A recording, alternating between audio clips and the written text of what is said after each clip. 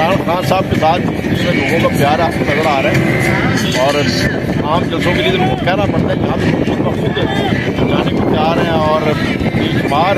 दोस्तों के मैसेज थे तो बेचारे मिसाइल नहीं रखते नहीं प्रोवाइड कर सकते थे जितना हम कर सकते हैं, लेकिन हम चाहते तो यहाँ 5 गाड़ी भी छुट्टी हो सकती है माशाल्लाह।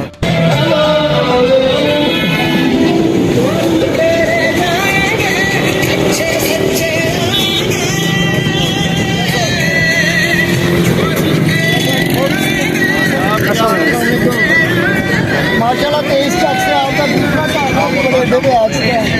मेरा तो कोई गुफ्तगू होती सी बस जनाब इमरान खान साहब के साथ जिसमें लोगों का प्यार आपको नजर आ रहा है और आम जलसों के लिए तो कहना पड़ता है कि हम खुद ब खुद जाने को तैयार हैं और बेशुमार दोस्तों के मैसेज थे तो बेचारे मिसाइल नहीं रखते नहीं प्रोवाइड कर सकते जितना हम कर सकते हैं, लेकिन हम चाहते तो यहाँ 5 गाड़ी भी छुट्टी हो सकती है माशाल्लाह। लेकिन बहरहाल अभी तो हमारी तकरीबन 100-150 गाड़ियाँ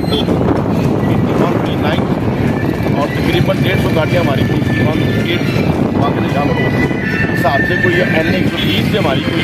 350-400 गाड़ी का काफिला जिसमें वैगन हैं और सारे एक हल्के का कंट्रीब्यूशन है। इससे अब अंदाज़ा लगाएं कि लोगों में कितना ठीक है खान साहब की मर्दानगी के साथ और उनकी जुनून के साथ। जी